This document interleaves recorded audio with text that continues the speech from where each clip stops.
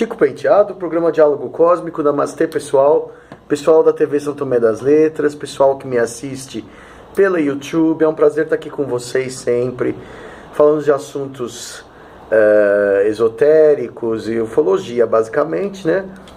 E eu, assim, tenho assim muitos contatos com muitas pessoas, eu tenho mais de 5 mil amigos no Facebook.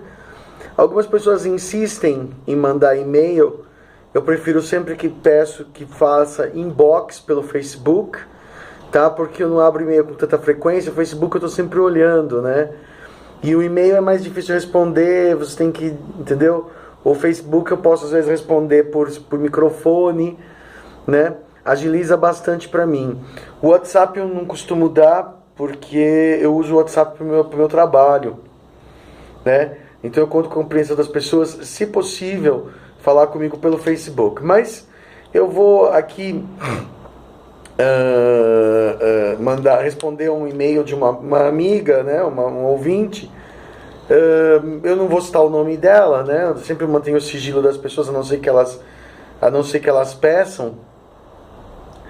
E eu vou responder o que eu acho da história dela. E o nome dela eu vou chamar ela de Mary, Mary Lou. Mary.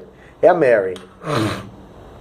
Então a Mary, ela foi uma pessoa que me procurou contando um relato. Eu vou ler para vocês e a gente vai discutir. Boa tarde, Chico. Chico, gostaria de saber sobre uma opinião sobre algo que me aconteceu cerca de 4 anos atrás. Namorei um rapaz que era médium, né? E que me havia falado que existia alguém que me protegia, mas que ele não conseguia ver quem era. Bom, médium vê, né? Até que um dia, quando estava meditando na minha varanda, pedi para esta pessoa aparecer. E para minha surpresa, vi de olhos abertos e azulejos brancos. Vi de olhos abertos os azulejos brancos ficarem azul, cor do céu celeste. E depois apareceu um homem que era loiro, de olhos grandes, olhos de um azul incrível, um nariz pequeno, uma boca também, com cabelos longos. Bom, aí a gente já pode presumir algumas coisas, né? Essa manifestação azul, tá? Eu já ouvi falar dessa nuvem azul, inclusive eu já vi essa nuvem azul no meu quarto, uma vez na minha sala. Uma vez eu estava na sala, há muitos anos atrás, quando eu ainda tinha televisão aqui nessa sala. Eu não quis mais ter televisão para achar feio, né? E aí eu estava assistindo televisão e eu vi uma coisa azul se formar na lateral aqui do canto da sala, mas não chegou a materializar o ser. Outras pessoas que disseram ter visto essa nuvem azul geralmente falam que dali sai um pleiadiano, tá? Então, por algum motivo, essa nuvem azul está associada a essa linhagem pleiadiana. Eu sempre faço umas associações interessantes. A cor de Israel é azul e branco, azul celeste e branco, né? Da estrela de Davi lá, da bandeira de Israel. Os judeus têm muita ligação com essa cor azul claro, né? E branco tal. E eu faço uma associação grande com os pleiadianos e essa cor azul claro, como se essa fosse a cor símbolo deles, assim como o verde é dos reptilianos, né? E o cinza é dos cinzas, dos greys. Quase como um código, né?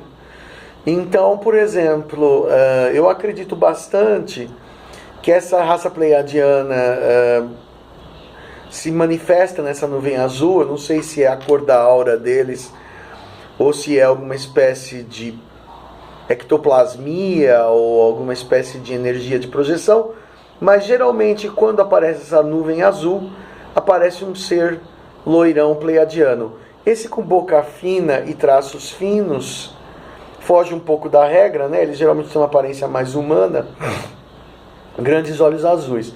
Pode ter um DNA de alguma outra espécie, né? Mas que seja da linha lá pleiadiana. Aí a Mary, né? Eu vou chamar ela de Mary, falou que o que mais me chamou a atenção nele foi o olhar parecia que ele me olhava com decepção. Depois de abrir e fechar os olhos umas 3 vezes para ter certeza que aquilo era real, ele ainda estava lá. Quer dizer, ela não viu de relance. A gente geralmente vê de relance. Não, ela olhou e, como eu também fiz a mesma coisa com a nuvem, eu fiz assim, o quê?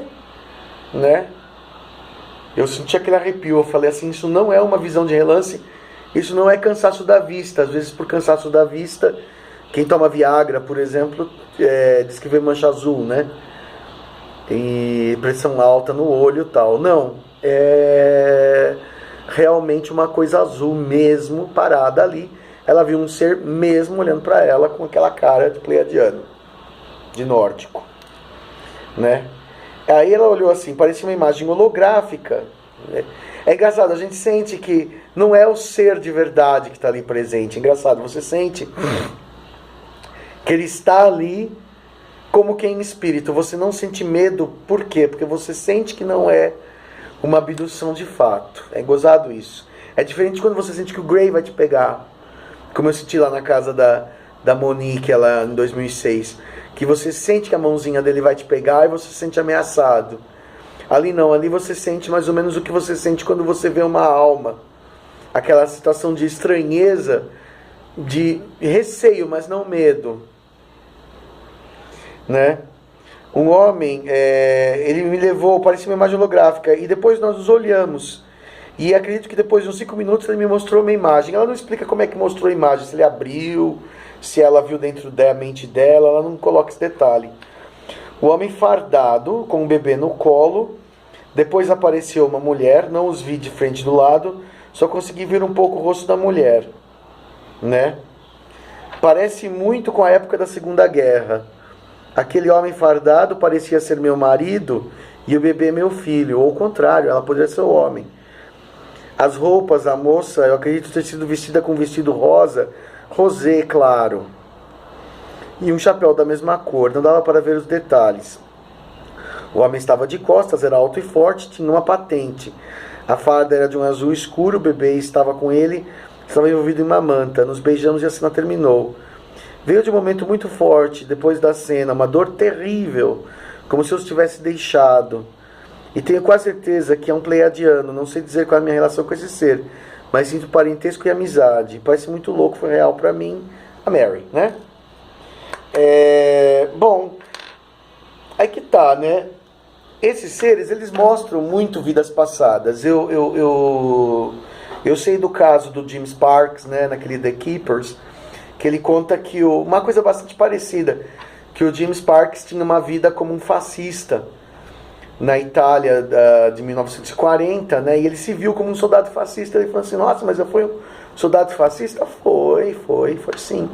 O Grayzinho mostrou, falou assim, esse senhor foi um fascista. Matou lá um monte de gente, entendeu? Mas era uma coisa de guerra, tudo bem, é uma situação, né? Aí provavelmente é o mesmo caso da Mary. Só que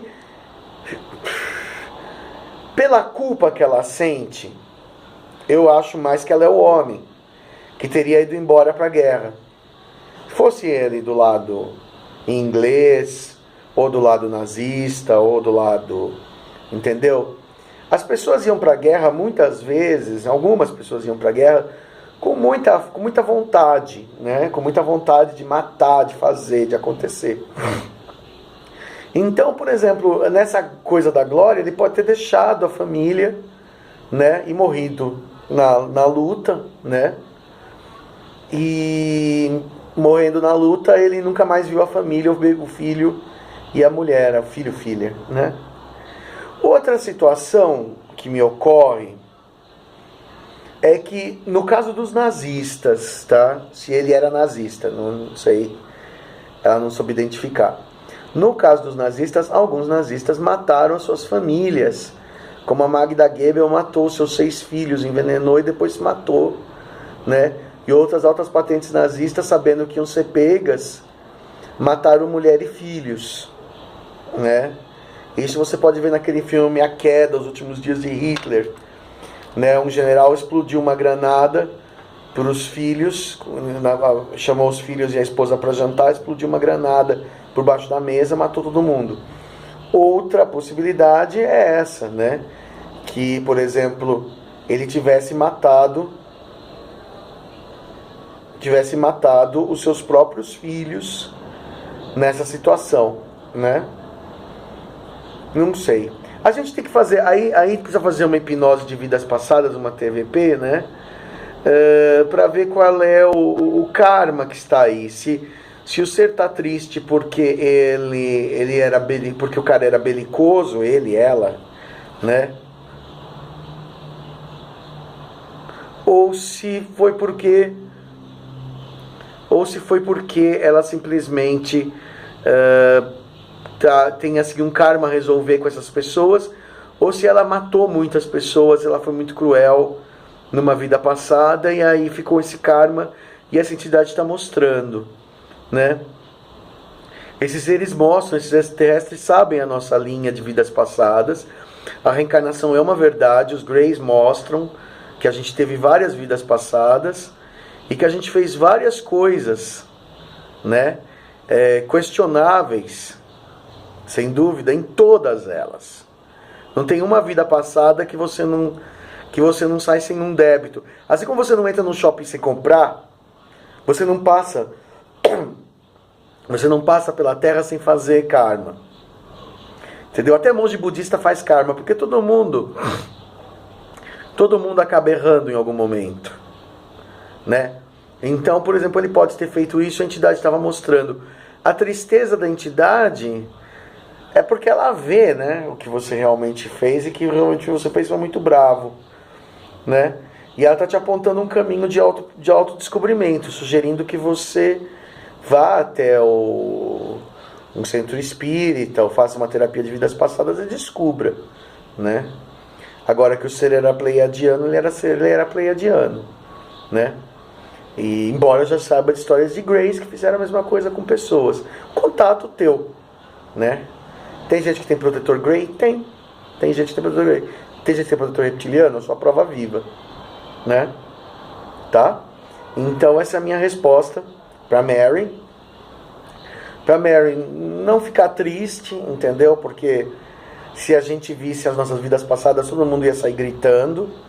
Tanto é que os espíritas falam, né, que o véu de Maia, o véu de Ísis, né, como se chama, o véu do esquecimento, é colocado porque a memória é dolorosa demais, né? Por algum motivo esse ser acha que você está madura o suficiente para ver as suas vidas passadas, porque ver as suas vidas passadas é uma responsabilidade. Ver as suas vidas passadas é um privilégio, porque não é para quem quer, é para quem aguenta, entendeu? Porque certamente você vai ver coisas até que repetitivamente você matou várias pessoas em várias épocas. Sempre foi um guerreiro, sempre foi um assassino, né? Ou outras coisas. Outras pessoas sempre foram mesquinhas, outras pessoas sempre foram gananciosas, outras pessoas sempre escravizaram outras, sempre foram manipulativas. Você tem uns certos padrões kármicos, né, que estão muito arraigados. Todo mundo tem certas tendências de personalidade, né, para mentir, para roubar, para seduzir, para enganar, entendeu? Que todo mundo tem e que vai se repetindo ao longo de vidas, tá? Então, fica sossegada, Mary, e bola pra frente, e vamos fazer uma terapia de vidas passadas. Procura aí um TVP do seu agrado, né? E vamos descobrir. Aliás, você vai descobrir, né? O que você fez.